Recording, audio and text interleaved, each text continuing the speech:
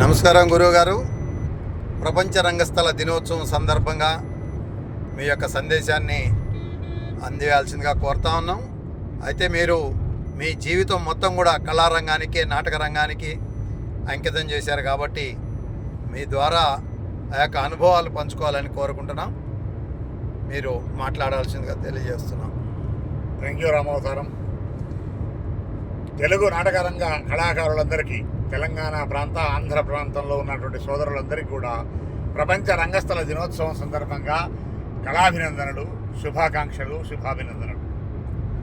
మన తెలుగు నాటక రంగాన్ని అభివృద్ధి చేయాలనే సంకల్పంతో ముందుగా మేము మిర్యాలగూడ సాంస్కృతిక కళా కేంద్రం స్థాపించి దాని ద్వారా మనం 2 రాష్ట్రాల్లో కూడా, ఇతర రాష్ట్రాల్లో కూడా అనేక నాటకాలు ప్రదర్శించి అనేక బహుమతులు పొందడం జరిగింది. నాటక రంగాన్ని అభివృద్ధి చేసే దిశలో కృషి చేయడం జరిగింది.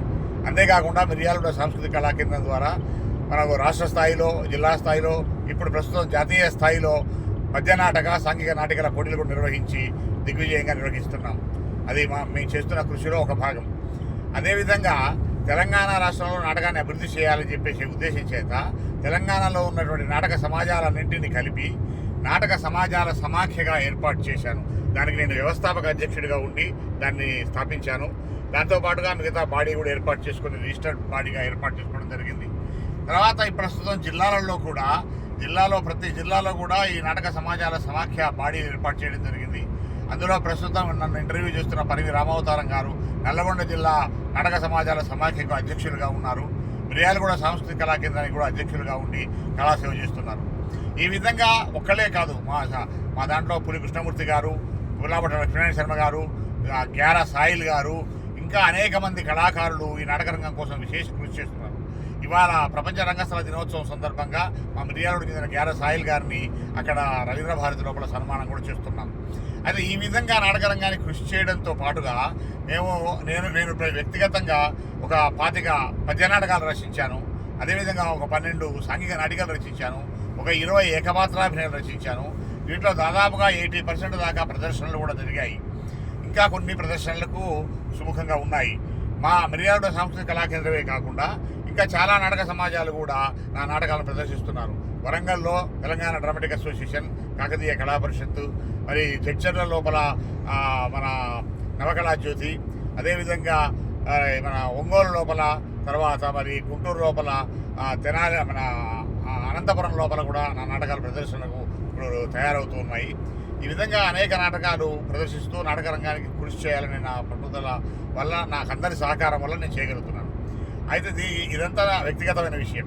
ఇప్పుడు నాటక రంగాన్ని గురించి ఏమిటంటే, ఇవాళ నాటక రంగం లోపల ప్రస్తుతం మన 2 రాష్ట్రాలు, తెలుగు రాష్ట్రాల లోపల నాటకం ఉన్నది, బాగానే నాటకాలు జరుగుతున్నాయి. కానీ అవన్నీ కూడా పరిషత్తుల మూలంగా జరుగుతున్నాయి. ఇటు సాంఘిక నాటక పరిషత్తులు కానివ్వండి, పద్య నాటక పరిషత్తులు కానివ్వండి, నాటక రంగం లోపల ఇటు పద్య నాటకాలను, సాంఘిక నాటకాలను కూడా ఆకర్షిస్తున్నాయి, వాటిని ప్రోత్సహిస్తున్నాయి. కానీ ప్రభుత్వాలు కూడా ప్రోత్సహించాలి.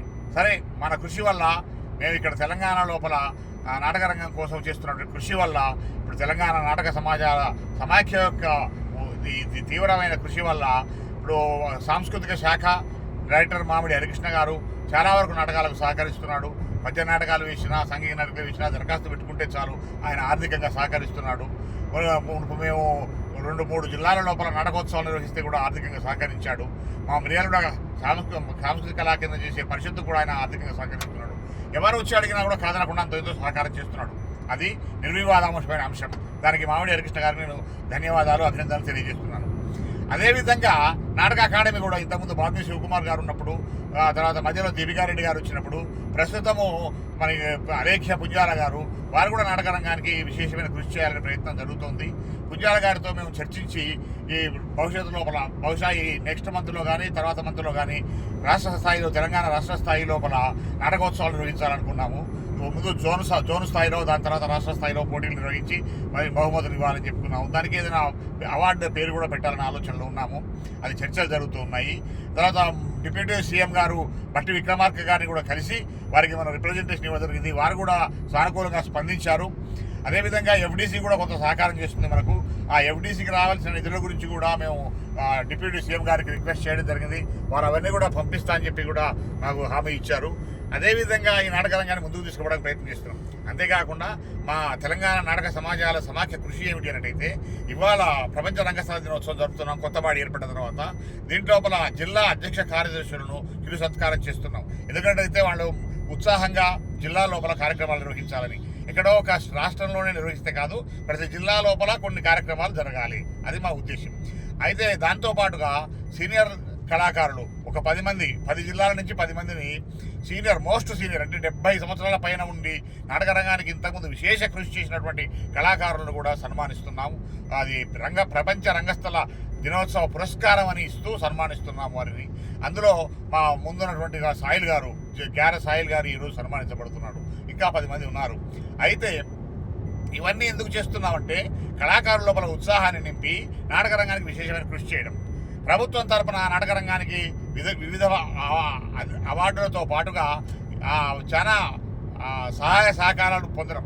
దానికి ముఖ్యంగా కళాకారులకు ఇప్పుడు చాలా సంవత్సరాల నుంచి పేద కళాకారుల పెన్షన్స్ కొత్తగా ఏర్పాటు చేయలేదు. అంతకుముందున్న ఒక 2-3 వేల పెన్షన్స్ వస్తున్నాయి. కానీ కొత్తగా పెన్షన్స్ కోసం అప్లికేషన్స్ అడిగి తీసుకొని పెన్షన్స్ కొత్త కళాకారులకు పెన్షన్స్ చేయాలని చెప్పేసి సీనియర్ కళాకారులకు మేము ప్రభుత్వానికి విజ్ఞప్తి చేశాం. అదేవిధంగా జిల్లా స్థాయిల లోపల, గ్రామ స్థాయిల లోపల ఉన్న సమాజాలన్నింటికి కూడా సమాజాలకు అది ఫండ్ ఒకటి, సమాజాల నిర్వహణ ఫండ్ అని చెప్పేసి పద్యనాటక సమాజం అయితే 1 లక్ష రూపాయలు, సాంఘిక నాటక సమాజం అయితే ఒక 50,000 రూపాయలన్న కనీసం ప్రతి సంవత్సరం ఒక నిర్వహణ ఫండ్ ఇవ్వాలని చెప్పేసి కూడా మేము వారిని ప్రభుత్వాన్ని కోరుతూ ఉన్నాం. అదేవిధంగా కొత్త నాటకాలు తయారు చేసుకోవడానికి పద్య నాటకం అయితే 1 లక్ష రూపాయలు, సాంఘిక నాటకం అయితే ఒక 50,000 రూపాయలు ప్రభుత్వము ఇది ప్రొడక్షన్ గ్రాంట్గా ఇవ్వాలని చెప్పేసి మేము ప్రయత్నాలు చేస్తున్నాం. అదేవిధంగా తయారైన నాటకాలు ఎక్కడ ప్రదర్శించినా కూడా పద్య నాటకం అయితే ఒక 50,000, సాంఘిక నాటకం అయితే ఒక 40,000, సాంఘిక నాటిక అయితే ఒక 30,000 ఇవ్వాలని చెప్పేసి మేము ప్రభుత్వాన్ని అడుగుతున్నాం. అయితే ఇదంతా ఎట్లా కృషి సాధించగలుగుతాం అన్నట్టయితే మన కళాకారులందరూ ఏకీకృతంగా ఐకమత్యంగా ఉండి అన్ని జిల్లాల కళాకారులు కూడా మన తెలంగాణ రాష్ట్ర నాటక సమాజాల సమాఖ్యకు, రాష్ట్ర బాడీకి సహకారం అందించినట్టయితే మీ అందరి శక్తియుక్తులతోటి ఇంత ఫోర్స్ ఉంది మాది, నాటక కళాకారులు ఇంతమంది ఉన్నారు, ఇంతమంది కళాకారుల యొక్క సమాజాలు ఉన్నాయి, వారి కుటుంబాలు ఉన్నాయి, ఆ కుటుంబ సభ్యులు ఉన్నారు, వారి బంధుమిత్రులు ఉన్నారు, ఇంతమంది మేము ఉన్నామని చెప్పేసి ప్రభుత్వానికి విన్నవించుకొని మన యొక్క అవసరం కూడా ప్రభుత్వానికి ఉంటుంది, ప్రభుత్వం అవసరం మనకుంటుంది కాబట్టి వాళ్ళకి ఈ విషయాలు వివరించుకొని ప్రభుత్వం ద్వారా ఎన్ని సాధ్యమైతే తెచ్చుకోవాలని. ఇప్పుడు ఇందిరమ్మ ఇళ్ళని ఇప్పుడు నిర్వహిస్తున్నారు. ఇంతకుముందు డబుల్ బెడ్రూమ్ ఇల్లు, ఇప్పుడు ఇందిరమ్మ ఇళ్ళని. అయితే మేము కోరుతున్నది ఏమిటంటే పేద కళాకారులు ఉన్నారు మా దాంట్లో కూడా, ఇల్లు లేని కళాకారులు కూడా ఉన్నారు, లేడీ కళాకారులు చాలామంది ఉన్నారు, వాళ్ళ పాపం ఇల్లు లేదు, జీవనోపాధి కూడా సరిగా లేదు.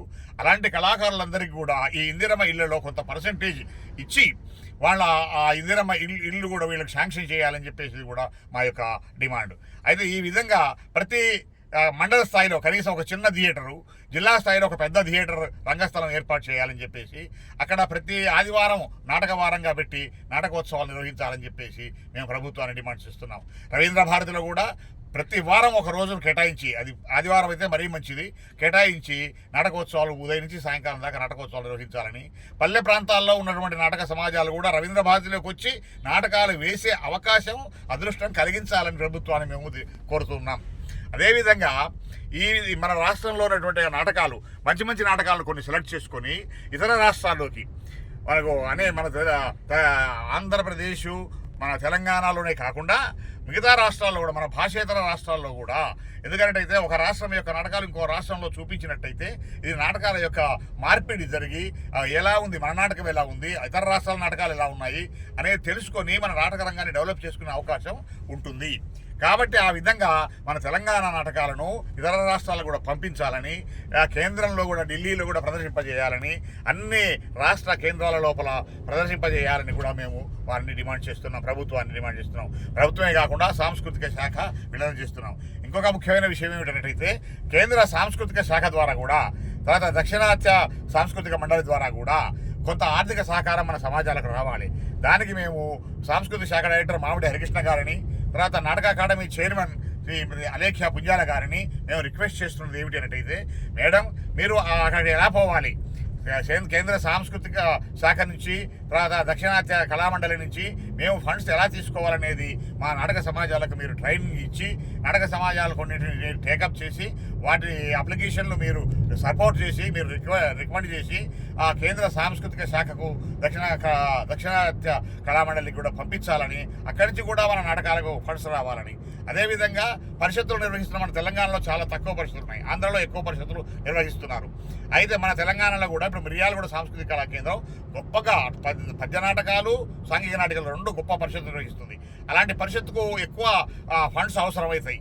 కాబట్టి సాంస్కృతిక శాఖ, మన సాంస్కృతిక శాఖ, నాటక అకాడమీ, అదేవిధంగా కేంద్ర సాంస్కృతిక శాఖ, నాటక అకాడమీల ద్వారా కూడా ఫండ్స్ ఇప్పించాలని, అదేవిధంగా ఒక్క మిర్యాలగూడ సాంస్కృతిక కళా కేంద్రానికి కాదు, మన తెలంగాణలో ఏ సమాజం ఒక నాటక పరిషత్తులు నిర్వహించినా కూడా వాటి అన్నిటికీ కూడా ఈ మన రాష్ట్ర సాంస్కృతిక శాఖ, నాటక అకాడమీ ప్లస్ కేంద్ర సాంస్కృతిక శాఖ, నాటక అకాడమీ కూడా ఫండ్స్ ఇవ్వాలని చెప్పేసి నేను కోరుతున్నాను.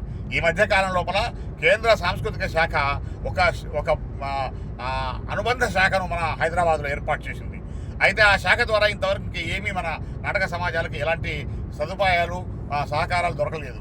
కాబట్టి ఆ శాఖ ఏర్పాటు చేయడంతో కాదు, ఆ శాఖ ఏర్పాటు చేసినందుకు ఇక్కడ ఆ శాఖ ద్వారా ఈ తెలంగాణ నాటక సమాజాలకు, ఆంధ్ర నాటక సమాజాలకు కూడా సహాయ సహకారాలు అందించాలని నేను మన తెలంగాణ నుంచి కేంద్ర మంత్రులుగా ఉన్నటువంటి కిషన్ రెడ్డి గారికి, బండి సంజయ్ గారికి నేను విజ్ఞప్తి చేస్తున్నాను. కిషన్ రెడ్డి గారికి మేము రిప్రజెంటేషన్ కూడా ఇవ్వడం జరిగింది మన నాటక సమాజాల సమాఖ్య ద్వారా. కాబట్టి అలా కృషి కూడా చేస్తున్నాం. మేము ఈ కృషి అన్ని చేసి మనం అనుకున్న ఈ కోరికలని సాధించాలి అంటే మీ అందరి సహకారం కావాలి, కళాకారులందరి సహకారం కావాలి. కళాకారులందరూ మాకు సపోర్ట్ ఇస్తే నేను ముందుండి ఇవన్నీ సాధించడానికి గట్టి ప్రయత్నం చేస్తానని ఈ ప్రపంచ రంగస్థల దినోత్సవం సందర్భంగా మీకు హామీ ఇస్తూ, కళాకారులందరికీ ప్రపంచ రంగస్థల దినోత్సవ శుభాభినందనలు తెలియజేస్తూ మేము విజ్ఞప్తి చేస్తున్నాను. ప్రభుత్వ సహకారం ఎలా ఉందంటారు? తెలంగాణ ప్రభుత్వ సహకారం మెరుగ్గా ఉందని మీకు అనిపిస్తుందా? ప్రభుత్వ సహకారం ఉంది, కాకపోతే ఏంటంటే అది మనకు సరిపోవడం లేదు. ఇప్పుడు పాపం మామిడి హరికృష్ణ గారు సాంస్కృతిక శాఖ డైరెక్టర్, అలేఖ్య పుంజల గారు నాటక అకాడమీ చైర్మన్, అదేవిధంగా ఎఫ్డీసీ ఎండి గారు వాళ్ళు కూడా అంత కృషి చేస్తున్నారు. ఎఫ్డీసీ వాళ్ళు నాటకం ప్రదర్శిస్తే ఒక 25,000 మాత్రమే ఇస్తున్నారు. అదే మన మామిడి హరికృష్ణ గారు ఒక పద్య నాటకానికి 35,000, సాంఘిక నాటకం అయితే 20,000, 25,000 ఇస్తున్నారు. పరిషత్తులు నిర్వహిస్తే 1 లక్ష 2 లక్షలు ఇస్తున్నాడు. అది కాదనట్లేదు, కానీ ఆ మాత్రం సరిపోవడం లేదు. వారు మహా విశేషమైన కృషి చేస్తున్నారు. వాడు యువ నాటకోత్సవాలు నిర్వహించి మామిడి హరికృష్ణ గారు యువ నాటకాలను కూడా తయారు చేస్తున్నారు. అది కూడా ఓకే. అదేవిధంగా ఇతర రాష్ట్రాల నుంచి కూడా కొన్ని నాటకాలు పిలిపించి బహుభాషా నాటకోత్సవాలు నిర్వహిస్తున్నారు. అది కూడా వారిని అభినందించదగ్గ విషయమే. దీంతో పాటుగా మన నాటకాలు కూడా ఇతర రాష్ట్రాలకు తీసుకుపోవాలి. అదేవిధంగా ఇవి సరిపోవడం లేదు. కాబట్టి నేను ఇందాక చెప్పినటువంటి యొక్క నాటక సమాజాల నిర్వహణ ఫండ్ ఒకటి, తర్వాత నాటక ప్రొడక్షన్ గ్రాంట్ ఒకటి, అవి కూడా ఇచ్చి ఎక్కడ నాటకం జరిగినా కూడా వాళ్ళు అప్లికేషన్ పెట్టుకుంటే చాలు, తప్పనిసరిగా అమౌంట్ ఇవ్వాలి. 35,000 ఇవాళ పద్య నాటకానికి సరిపోదు, కనీసం 50,000, 60,000 పద్య నాటకానికి ఇవ్వాలని, సాంఘిక నాటికకైతే ఒక 20-25,000, తర్వాత సాంఘిక నాటకానికి అయితే 30,000 నుంచి 40,000 ఇవ్వాలని చెప్పేసి, ఎన్ని నాటకాలు ఆడితే అన్ని నాటకాలు ఇవ్వాలని చెప్పేసి నేను మామిడి హరికృష్ణ గారిని, అలేఖ్య పుంజల గారిని, తర్వాత ఎఫ్డీసీ వారిని కూడా కోరుతున్నాను. అదే విధముగా కళాభారతులు నిర్మించారు తెలంగాణ రాష్ట్రంలో. అయితే మిర్యాలగూడలో కూడా కళాభారతి నిర్మించారు, కానీ దాన్ని ఇంకా వాడుకలోకి తీసుకురాలేదు. అదేవిధంగా కళాభారతిలో కళా ప్రదర్శనలు ఇవ్వాలంటే మన తెలంగాణ రాష్ట్రంలో ఉన్నటువంటి కళాభారతిలో ఎవరైనా ప్రదర్శనలు ఇవ్వాలి, ఉచితంగా ప్రదర్శనలు ఇవ్వడానికి ప్రభుత్వం నుంచి ఏమైనా కోరికలు ఉన్నాయా మీకు? ఓకే సార్, చాలా మంచి ప్రశ్న అడిగారు రామావతారం గారు. ఎందుకంటే ఈ మిర్యాలగూడలో కళాభారతి ఆడిటోరియం స్థాపనకు మిర్యాలగూడ సాంస్కృతిక కళా కేంద్రం అయితేంది, నేను ప్రత్యేకంగా తలకమల్ల రామచంద్రరావు అనేది నేనైతేనేది, ఇప్పుడు ఇంటర్వ్యూ చేసిన పరిమి రామావతారం అయితేనేమిటి, ఇక్కడ ముందు కూర్చున్న గ్యార సాయిల్ గారు అయితేనేమిటి, ఇంతకుముందు ఉన్నటువంటి పులి కృష్ణమూర్తి గారు, లక్ష్మణ గారు, తర్వాత ఇంకా మనకు రామానుజాచారి గారు, ఇంతకుముందు నాటక సమాజాలకు సహకారం చేసినటువంటి వ్యక్తి, మేమందరం కలిసి 25 సంవత్సరాల కృషి చేశాం. 25 సంవత్సరాలు ప్రభుత్వంతో పోరాటం చేసి, మంత్రులను కలిసి, ఎమ్మెల్యేలను కలిసి, కలెక్టర్లను కలిసి 2-3 ప్లేసులు మేము చూసి, తర్వాత కూడా మళ్ళీ ఆ ప్లేసులు మాకు కాకుండా పోతే చివరికి జైపాల్ గారు కేంద్ర మంత్రిగా, సాంస్కృతిక మంత్రిగా ఉన్నప్పుడు ఇక్కడ 2 ఎకరాల ప్లేసు, అప్పుడు ఎమ్మెల్యే రంగారెడ్డి గారు ఉండే, ఇక్కడ లోకల్ మినిస్టర్ జానారెడ్డి గారు ఉండే, వీళ్ళు ముగ్గురు కలిసి అక్కడ 2 ఎకరాల ప్లేస్ ఇచ్చి, ఆ 2 ఎకరాల ప్లేస్లో 2 కోట్లతో ఒక నాటక థియేటర్ నిర్మించాలని ప్రారంభించారు. కానీ అది 2 కోట్లతో సరిపోలేదు. దాన్ని మేము ఇంకా వారు వెంటబడి చేసి రాజశేఖర రెడ్డి గారు ఉన్నప్పుడు వేగంగా పనులు జరిగినాయి. తర్వాత రాజశేఖర రెడ్డి గారు పోయిన తర్వాత కొన్ని పనులు మందగించినా కూడా ఆ తర్వాత వచ్చినటువంటి గుత్తా సుఖేందర్ రెడ్డి ఎంపీ గారితో, నలమతో భాస్కర్ రావు గారు ఎమ్మెల్యే గారితో మేము వెంటబడి కృషి చేసి వాళ్ళ ఫండ్స్లో నుంచి, ఎమ్మెల్యే ఫండ్స్లో నుంచి, ఎంపీ ఫండ్స్లో నుంచి కూడా కొన్ని కోట్ల రూపాయలు దీనికి ఇప్పించి మొత్తం 10 కోట్ల పైన అయింది. మళ్ళీ ఇప్పుడు ఒక 2 కోట్లు శాంక్షన్ అయ్యి 12 కోట్లతో మిర్యాలగూడ లోపల కళాభారతి ఆడిటోరియం నిర్మాణం జరిగింది. ఇంకా చిన్న చిన్న పనులు ఉన్నాయి, అవి చేస్తున్నారు కాంట్రాక్టర్స్. అయితే మా కోరిక ఏంటంటే ఇన్ని జరుగుతున్నాయి కాబట్టి కాంట్రాక్టర్కి సరిగా ఫండ్స్ ఆయన పెట్టే ఖర్చు డబ్బులు మొత్తం రాక కొంత, ఇంకా కొన్ని పనులు మిగిలిపోయి ఉండడం కొంత, మున్సిపల్ ఆఫీస్ వాళ్ళు పూర్తిగా దాన్ని హ్యాండ్ ఓవర్ చేసుకోవడం కొంత, మేము మొన్న పరిషత్తు నిర్వహిస్తామంటే కూడా మాకు అది ఇవ్వడానికి సుముఖంగా లేరు. అంటే అంతకుముందు పరిషత్తుకు కూడా మేమందరం ఎంతో కృషి చేసి గట్టిగా పోరాడి ఎమ్మెల్యే ద్వారా మేము కష్టపడి ఎంతోగా లాస్ట్ చివరికి దాని మీద కరెంటు ఛార్జీలు కూడా మున్సిపాలిటీతో కొత్త కట్టించి మా మిర్యాలగూడ సాంస్కృతిక కేంద్రం కొత్త కట్టి దాన్ని మేము హ్యాండ్ ఓవర్ చేసుకొని 6 రోజులు జాతీయ స్థాయి పద్యనాటక సాంఘిక నాటక ఉత్సవాలు నిర్వహించాం. అదే మా ఫస్ట్ ప్రదర్శన దీంట్లో. అయిన తర్వాత మళ్ళీ అది మూలపడి ఉన్నది, మళ్ళీ దాన్ని ఎవరు పట్టించుకోలేదు. మళ్ళీ ఈ మధ్య మేము వెంటబడితే ఎమ్మెల్యే గారి ద్వారా వాళ్ళ ద్వారా వెంటబడ్డాం. మొన్ననే డిప్యూటీ సీఎం గారిని కూడా కలిసి వారికి కూడా రిక్వెస్ట్ చేయడం జరిగింది, ఇట్లా సంగతి సార్ ఇట్లా ఉన్నది, దాన్ని పూర్తి చేసి అది వినియోగంలోకి తీసుకురావాలి, కళాకారులు చాలామంది చాలా కళా ప్రోగ్రాంలు చేయడానికి ఎదురు చూస్తున్నారు అని చెప్పడం జరిగింది. ఎమ్మెల్యే గారికి చెప్పడం జరిగింది. సాంస్కృతిక శాఖ మంత్రికి ఒక అప్లికేషన్ ఇచ్చాం, వారికి కూడా చెప్పాము, జూపల్లి కృష్ణారావు గారికి. మేము ఆ ప్రయత్నం అంతా చేస్తూనే ఉన్నాం.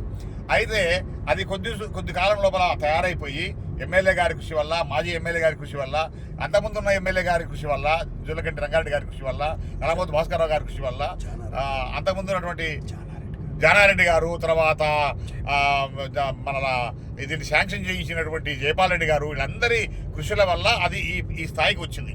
ఎందుకంటే రవీంద్ర భారతి తర్వాత అంత మంచి ఆడిటోరియం మన మిర్యాలగూడలోనే ఉంది. కాబట్టి ఆ మిర్యాలగూడలో ఉన్న ఆడిటోరియాన్ని వ్యర్థం కానియొద్దని మున్సిపల్ ఇంతకుముందు చైర్మన్గా ఉన్న భార్గవ్ గారికి కూడా విజ్ఞప్తి చేశాం మేము. ఇప్పుడు ఉన్న మున్సిపాలిటీ వాళ్ళకు ఇప్పుడు ఆర్డీఓ గారి దానికి ఇన్ఛార్జిగా ఉన్నారు, వారికి కూడా రిక్వెస్ట్ చేశాము.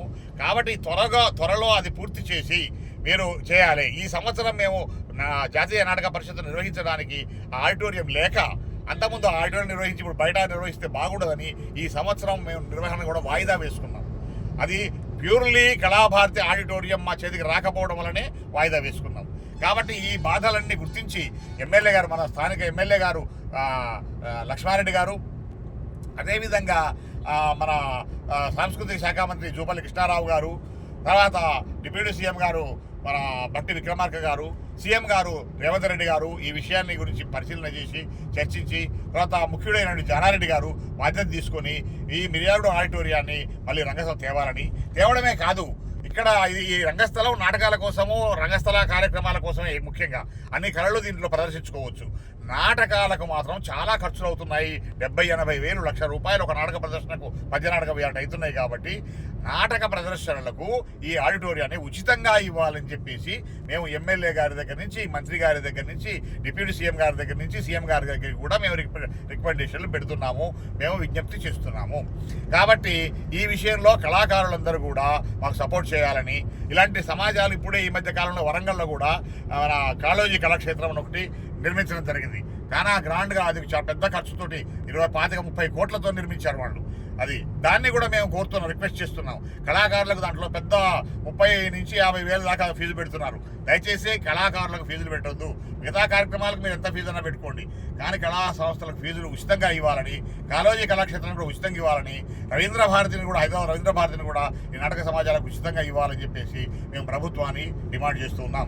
ఈ డిమాండ్లన్నీ సాధించడానికి మేము కృషి చేస్తాం. దానికి మీ కళాకారులందరి సహకారం కావాలని విజ్ఞప్తి చేస్తాం. చాలామంది కళాకారుల నుంచి ఒక వాదన వినిపిస్తుంది, సాంస్కృతిక శాఖలో కళాభారతి అన్నీ కూడా ఉన్నట్టయితే బాగుంటుంది అనేది. ఈ కళాభారతిలో ఎక్కడెక్కడైతే నిర్మించారో ఆ నిర్మాణం అయిన అన్నీ కూడా సాంస్కృతిక శాఖలో ఉన్నట్లయితే కళాకారులకు ఇబ్బంది ఉండదు అనే వాదన వినపడుతుంది. దానిపై మీ యొక్క అభిప్రాయం ఏంటి? ఈ వాదన సరైనది, కరెక్ట్ అయిన వాదన. ఎందుకంటే మున్సిపాలిటీకి హ్యాండ్ ఓవర్ చేస్తున్నారు చాలా దిక్కుల. మున్సిపాలిటీ హ్యాండ్ ఓవర్ చేయడం వల్ల ఏమైందంటే మున్సిపాలిటీ కొంత ఖర్చులు పెట్టుకొని బాగు చేస్తుంది, కానీ చాలా వరకు మున్సిపాలిటీ అధీనంలో ఉన్నటువంటి కళా కేంద్రాలు ఉన్నాయి. ఇప్పుడు వరంగల్లో కాక మన కరీంనగర్లో కానివ్వండి, నిజామాబాద్లో కానివ్వండి, ఆ తర్వాత ఖమ్మంలో కానివ్వండి, ఇతర ప్రాంతాల్లో కొన్ని చూస్తున్నాం మేము ఆడిటోరియాలు. అయితే ఏమవుతుందంటే అది కొంచెం నిర్లక్ష్యానికి గురవుతున్నాయి. ఆడిటోరియంలో దివాలా తీస్తున్నాయి, అంటే శిథిలమైపోతున్నాయి. కొత్తగా ఎప్పుడైనా ఒకసారి బాగు చేసినా కూడా అవి కళాకారులకు అందుబాటులో ఎక్కువ ఉండడం లేదు. తర్వాత దాంట్లో మున్సిపాలిటీకి హ్యాండ్ ఓవర్ అయింది కాబట్టి అన్ని కార్యక్రమాలు చేసుకుంటాం మేము, మాకు దానికి ఇవ్వండి దీనికి ఇవ్వండి అని అందరూ వచ్చి ఎగబడుతున్నారు. దానివల్ల కొంచెం ఇబ్బందులు జరుగుతున్నమాట నిజమే. మున్సిపాలిటీ వారు అలా లేకుండా స్ట్రిక్ట్గా చేస్తే పర్వాలేదు, కానీ సాధ్యమైనంత వరకు మనకు మన సంగీత నాటక అకాడమీకి కానీ లేదా సాంస్కృతిక శాఖకు కానీ చేస్తే వాళ్ళు డైరెక్ట్గా సాంస్కృతిక శాఖ ఆధీనంలో ఉంటుంది కాబట్టి వాళ్ళు దీనికి ఒక కమిటీ వేస్తారు. ఆ కమిటీ ఇక్కడ లోకల్గా ఉన్న కళాకారులతో వేసి దాన్ని ఆ నిర్వహణ ప్రాతినిధ్యం ఇస్తారు. చాలామందికి అంత ఉచితంగా ఇవ్వడానికి వీలుంటుంది. అదేవిధంగా కరెంటు లాంటి ఖర్చులు, పరిశుభ్రత లాంటి ఖర్చులు అంత మాత్రం ఖర్చులు తీసుకొని ఇవి ఉచితంగా ఇస్తే బాగుంటుందని చెప్పేసి అలా ఇవ్వాలంటే సాంస్కృతిక శాఖ ద్వారా సాధ్యమవుతుందని, సాంస్కృతిక శాఖ కొంత ఫండ్స్ కూడా ఉంటాయి కాబట్టి ఈ థియేటర్లు ఎప్పుడు రెన్యూ చేయడానికి అంటే ఎప్పుడెప్పుడు బాగు చేయించడానికి సాంస్కృతిక శాఖ పాటుపడవచ్చు అని చెప్పేసి దానికి అలా ఈ ఆడిటోరియంస్ అన్నీ ఒకే కేంద్రం కిందకి వేదిక కిందకి తీసుకొచ్చేసి దానికి కొన్ని ఫండ్స్ కూడా రిలీజ్ చేసి ఆడిటోరియంస్ ఎప్పటికప్పుడు ఏమైనా తేడాలు వచ్చిన వాటిని బాగు చేయించుకుంటూ ఈ నడిపిస్తే ప్రభుత్వానికి మంచి పేరు ప్రతిష్టలు వస్తాయని చెప్పేసి కళాకారులందరూ కూడా ప్రభుత్వానికి సపోర్ట్ చేస్తారని చెప్పేసి నేను ఈ సందర్భంగా మీకు విజ్ఞప్తి చేస్తున్నాను. ఓకే, బీద కళాకారులు చాలామంది ఉన్నారు. వాళ్ళు చాలామందికి కళాకారులకి పెన్షన్స్ రావట్లేవు. వృద్ధాప్యంలో ఉన్నాము కాబట్టి మాకు ప్రభుత్వం తరఫున పెన్షన్స్ ఇస్తే బాగుంటుందనే ఒక భావన కూడా ఈ మధ్య చాలామంది కళాకారుల్లో కనపడింది. వృద్ధ కళాకారుల్లో మీరు ఆ రకమైన ప్రోత్సాహం ప్రభుత్వం నుంచి తీసుకోవడానికి ఏమైనా మీరు ప్లాన్ చేస్తున్నారా? నేను మన ఈ ఉపన్యాసంలో మొట్టమొదటి చెప్పాను ఆ విషయము. పేద కళాకారులకు 10-15 సంవత్సరాల నుంచి కొత్త పెన్షన్స్ ఇవ్వలేదు. ఇప్పుడు ఆసరా పెన్షన్స్ 2-3 సార్లు కొత్త వాళ్ళను ఆహ్వానించి ఆ పెన్షన్స్ పెంచారు. 50 లక్షల దాకా ఇప్పుడు ఆసరా పెన్షన్స్ వస్తున్నాయి. కానీ కళాకారుల పెన్షన్స్ 2000 నుంచి 3000 మధ్యనే ఉన్నాయి. చాలా తక్కువ పర్సెంటేజ్ అనమాట. అంత నిర్లక్ష్యం కళాకారులకు జరుగుతుంది పేద కళాకారులకు. నేననేది ఏంటంటే పేద కళాకారులకు, ప్రత్యేకించి లేడీ కళాకారులకు, మహిళా కళాకారులకు వాళ్ళకు జీవనభృతి కూడా సాధ్యం కావడం లేదు, కష్టంగా ఉంది. మొన్న కరోనా పీరియడ్ లోపల వీళ్ళందరూ తిండికి కూడా కష్టపడ్డారు. మందులు వేసుకోవడానికి, ట్యాబ్లెట్స్ కొనుక్కోవడానికి, షుగర్ బీపీ ఉన్న కళాకారులు ఉంటే ట్యాబ్లెట్ వేసుకోవడానికి కూడా నానా ఇబ్బందులు పడ్డారు. అది గమనించి నేను మిర్యాలగూడ సాంస్కృతిక కళా కేంద్రం ద్వారా, తర్వాత మన తెలంగాణ నాటక సమాజాల సమాఖ్య ద్వారా నా మిత్రులు నేను కొంత పెట్టి, నా పిల్లలను, నా బంధువులను కొంత పెట్టించుకొని, నా మిత్రులను కొంత కలెక్ట్ చేసి దాదాపు ఒక 5 లక్షలు క్యాష్ అందరు పేద కళాకారులకు పంచాను. అదేవిధంగా ఇంకొక 5 లక్షలు వస్తు రూపేణ సామగ్రి ఇప్పించాను. అదే కాకుండా ఇంకొక 5 లక్షలు పెద్దలతోటి డాక్టర్ కేవీ రమణాచారి గారి ద్వారా, గుమ్మడి గోపాలకృష్ణ గారి ద్వారా, మన బాద్మి శివకుమార్ గారి ద్వారా, అప్పటి మంత్రి గారు మన శ్రీనివాస్ గారి ద్వారా అప్పుడు నేను వాళ్ళందరికీ కొన్ని ఇప్పించాను. ఈ విధంగా ఒక 15-20 లక్షల రూపాయల సహకారము పేద కళాకారులందరికీ చేశాను. తెలంగాణలో ఉన్న అన్ని జిల్లాల్లో ఉన్న పేద కళాకారులు సహకారం చేశాను. అయితే వాళ్ళకే కాకుండా కొంతమంది ఆంధ్ర నుంచి కూడా స్త్రీ కళాకారులు నాకు ఫోన్లు చేసి, అయ్యా మీరు తెలంగాణలో చేస్తున్నారు, మేము పేద స్త్రీ కళాకారులు, మేము తెలంగాణలో కూడా వచ్చి నాటకాలు ఆడుతున్నాం కాబట్టి మాకు కూడా ఏదైనా ఆర్థిక సహకారం చేయండి అంటే అలా కోరిన వాళ్ళందరికీ కూడా వాళ్ళ అకౌంట్ నెంబర్ తెప్పించుకొని వాళ్ళ అకౌంట్లలో డబ్బులు పడేటట్టు చేసి వాళ్ళ సహకారం చేశాను. మనం ఒక వ్యక్తిగా, ఒక సంస్థ నాటక సమాజాల సమాఖ్య వ్యవస్థాపక అధ్యక్షునిగా నేను ఒక్కడనే ఇంత చేయగలిగితే అదే ప్రభుత్వం చేపడితే ఎంత చేయొచ్చు. కాబట్టి మేము ప్రభుత్వాన్ని అప్పుడు కోరాము కరోనా పీరియడ్ లోపల, ఇప్పుడు కోరుతున్నాము. పేద కళాకారుల కోసం మీరు ఒక విధానాన్ని ప్రకటించాలి. పేద కళాకారులకు పెన్షన్స్ ఇవ్వాలి. కేంద్ర పెన్షన్స్ 6,000 ఇస్తున్నారు, రాష్ట్ర పెన్షన్స్ 3,000 ఇస్తున్నారు. కాబట్టి ఈ 3,000 కూడా 6,000కు పెంచాలి. ఈ రాష్ట్ర పెన్షన్తో సంబంధం లేకుండా కేంద్ర పెన్షన్ ఇవ్వాలి. తర్వాత ఈ పెన్షన్స్కు వాళ్ళ ఆదాయ పరిమితి తగ్గించాలి. ఎందుకన్నట్టయితే ఇప్పుడు ఇంతకుముందు 48,000 ఉండే, ఇప్పుడు 72,000 చేశారు కేంద్ర పెన్షన్కు. 72,000 అంటే వాళ్ళు ఇచ్చే పెన్షనే 72,000 అవుతుంది. కాబట్టి అది కూలివారికి కూడా అంత ఖర్చు వస్తున్నది. కాబట్టి దీన్ని 1,50,000, 2 లక్షలు ఆదాయం చేయాలి. అదేవిధంగా మన స్టేట్ గవర్నమెంట్ కూడా చేసి అందరికీ పెన్షన్ 55 సంవత్సరాలు దాటిన వాళ్ళందరికీ, కనీసం 60 సంవత్సరాలు దాటిన వాళ్ళందరికీ పెన్షన్స్ ఇవ్వాలని చెప్పేసి నేను ఈ ఇంటర్వ్యూ ద్వారా ప్రభుత్వాన్ని విజ్ఞప్తి చేస్తున్నాను. కేంద్ర ప్రభుత్వానికి, రాష్ట్ర ప్రభుత్వానికి, 2 ప్రభుత్వాలకు విజ్ఞప్తి చేస్తున్నాను. థ్యాంక్ యూ సార్, చక్కటి వివరణ ఇచ్చారు. రంగస్థల కళాకారులందరికీ కూడా మరొకసారి అభినందనలు తెలియజేసుకుంటున్నాం. నేను కూడా మరొకసారి ఈ తెలంగాణ, ఆంధ్ర ప్రాంతాల్లో ఉన్న తెలుగు నాటక కళాకారులందరికీ ప్రపంచ రంగస్థల దినోత్సవ అభినందనలు, కళాభినందనలు తెలియజేసుకుంటూ సెలవు తీసుకుంటున్నాను. భవదీయుడు తడకమళ్ళ రామచంద్రరావు, వ్యవస్థాపక అధ్యక్షుడు తెలంగాణ నాటక సమాజాల సమాఖ్య మరియు వ్యవస్థాపక అధ్యక్షుడు మిర్యాలగూడ సాంస్కృతిక కళా కేంద్రం మిర్యాలగూడ.